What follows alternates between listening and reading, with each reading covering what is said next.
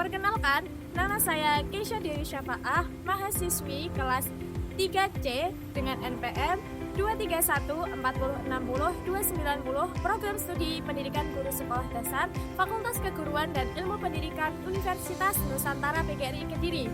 Video ini dibuat untuk memenuhi tugas ujian tengah semester mata kuliah Pendidikan Multikultural dengan dosen pengampu Dr. Abdul Aziz Hunayfi, Sarjana Sastra MA.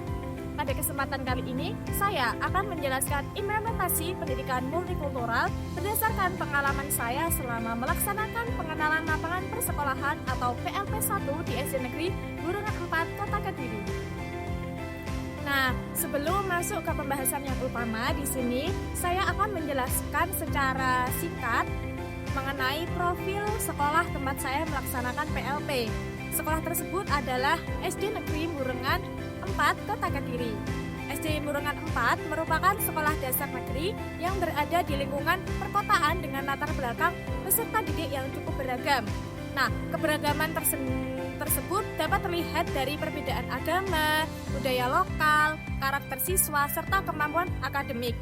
Selama kegiatan PLP berlangsung, saya mengamati bagaimana cara guru dan sekolah mengolah keberagaman tersebut dalam proses pembelajaran dan kehidupan sekolah sehari-hari. Nah, dari profil singkat tersebut dapat kita lihat bahwa SD Negeri Burungan 4 memiliki kondisi peserta didik yang cukup beragam. Oleh karena itu, menjadi menarik untuk melihat bagaimana sih sekolah ini mengimplementasikan pendidikan multikultural dalam praktik sehari-hari. Berdasarkan pengalaman PLP saya, pendidikan multikultural di SDN Negeri Burungan 4 tidak hanya ditetapkan secara teori saja, akan tetapi melalui praktik dan juga kebiasaan sehari-hari. Dalam pembiasaan di kelas, guru sudah berusaha menciptakan suasana yang kondusif dan juga menghargai perbedaan siswa.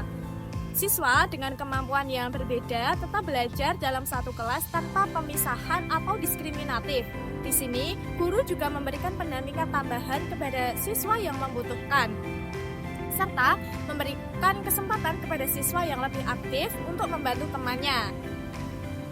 Dari segi budaya dan kebiasaan, sekolah juga menerapkan program 3S, seperti senyum, sapa, dan salam. Dan juga ada kamis adat yang membiasakan siswa bersikap sopan dan mengenal budaya lokal. Selain itu, penggunaan bahasa Jawa pada waktu tertentu menjadi sarana dalam membentukkan budaya siswa. Dalam aspek agama, sekolah juga memberikan ruang bagi siswa yang berbeda agama. Pembelajaran agama Islam dan juga agama Kristen dilaksanakan secara terpisah sesuai dengan keyakinan masing-masing siswa. Nah, hal ini yang menunjukkan adanya pengakuan terhadap perbedaan agama yang ada di sekolah. Kegiatan ekstrakurikuler pramuka juga menjadi salah satu bentuk implementasi pendidikan multikultural yang paling nyata. Dalam kegiatan ini, siswa dilatih bekerja sama dalam kelompok yang beragam, belajar disiplin dan saling membantu serta bertanggung jawab bersama. Meskipun dalam praktiknya sudah terdapat berbagai upaya penerapan pendidikan multikultural, pelaksanaannya tentu tidak sejalan secara ideal. Di sini, saya akan menjelaskan sedikit mengenai faktor-faktor yang mendukung serta faktor yang menghambat implementasi pendidikan multikultural di SDN Burungan 4. Nah, implementasi pendidikan multikultural di SDN Burungan 4 dapat berjalan cukup baik karena ada beberapa faktor pendukung. Di antaranya adalah sikap guru yang terbuka terhadap perbedaan, budaya sekolah yang sudah terbiasa dengan pembiasaan karakter, serta lingkungan sekolah yang relatif kondusif dan aman. Akan tetapi, terdapat pula beberapa faktor penghambat. Nah, salah satunya adalah belum optimalnya integrasi nilai multikultural ke dalam materi pembelajaran secara eksplisit. Beberapa kegiatan masih bersifat rutinitas tanpa refleksi yang mendalam, sehingga siswa belum sepenuhnya memahami makna toleransi dan keberagaman secara sadar. Nah, berdasarkan faktor-faktor tersebut, saya ingin menyampaikan pendapat pribadi saya sebagai mahasiswa yang terlibat secara langsung selama kegiatan di PLP 1. Bagian ini merupakan refleksi saya terhadap kondisi nyata di lingkungan, bukan hanya berdasarkan teori saja, tetapi pengalaman pribadi saya. Nah, di sini SDN Burungan 4 itu sudah berada di jalur yang tepat menerapkan pendidikan multikultural. Sekolah telah berhasil menciptakan suasana yang rukun serta minim konflik.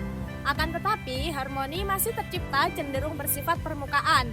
Artinya, siswa sudah terbiasa hidup berdampingan, tetapi belum banyak diberikan ruang untuk berdiskusi, berefleksi, serta memahami perbedaan secara kritis.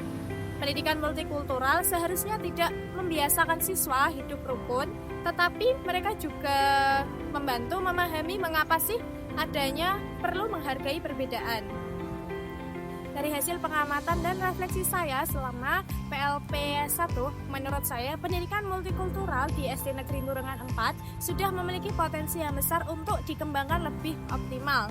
Nah, gagasan saya agar pendidikan multikultural di SD dapat berjalan lebih optimal, mungkin sekolah dapat mengintegrasikan nilai pendidikan multikultural secara lebih eksplisit dalam pembelajaran, misalnya melalui cerita, diskusi, atau studi kasus sederhana yang dekat dengan kehidupan siswa.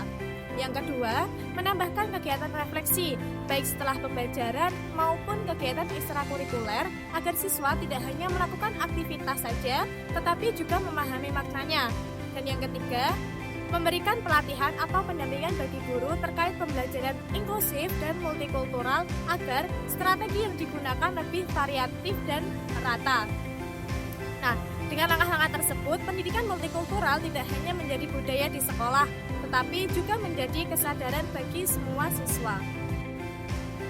Nah, sebagai penutup, dapat disimpulkan bahwa SD Negeri Murengan 4 Kota Kediri telah mengimplementasikan pendidikan multikultural melalui pembiasaan, pembelajaran, serta kegiatan sekolah lainnya. Meskipun masih perlu penguatan dari berbagai sisi, refleksi, serta perencanaan.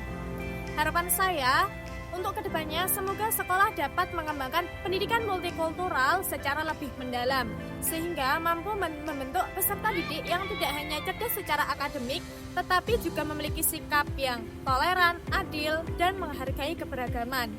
Terima kasih, itu saja yang dapat saya sampaikan. Kurang lebihnya saya meminta maaf. Wassalamualaikum warahmatullahi wabarakatuh.